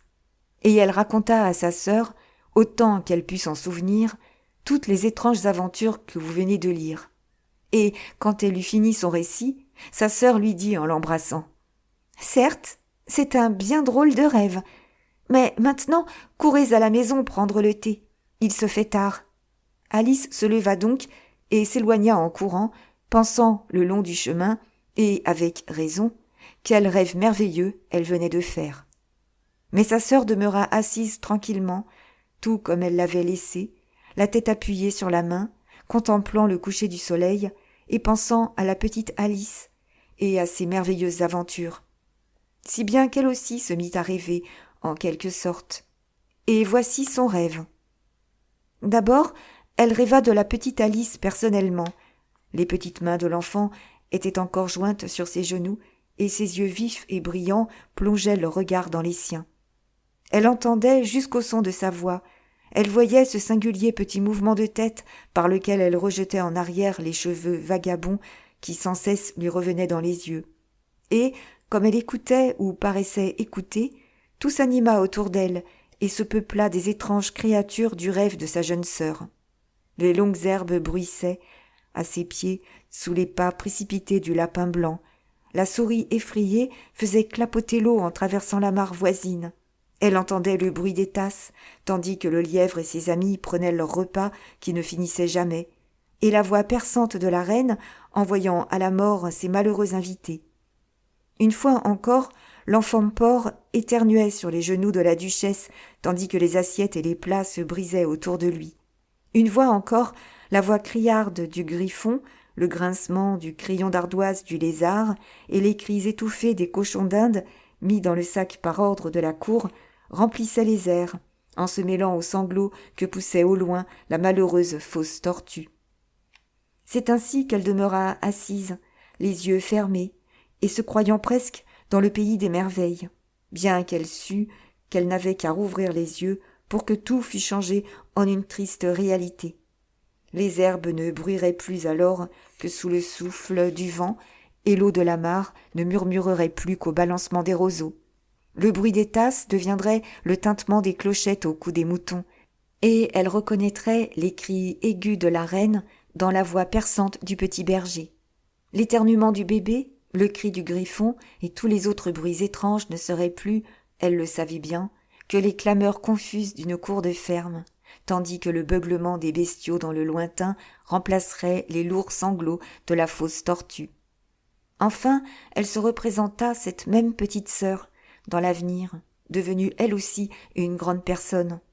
Elle se la représenta conservant, jusque dans l'âge mûr, le cœur simple et aimant de son enfance, et réunissant autour d'elle d'autres petits-enfants dont elle ferait briller les yeux vifs et curieux au récit de bien des aventures étranges, et peut-être même en leur contant le songe du pays des merveilles du temps jadis. Elle la voyait partager leurs petits chagrins et trouver plaisir à leurs innocentes joies, se rappelant sa propre enfance et les heureux jours d'été. Merci pour l'écoute de ce conte. À bientôt pour un nouveau roman.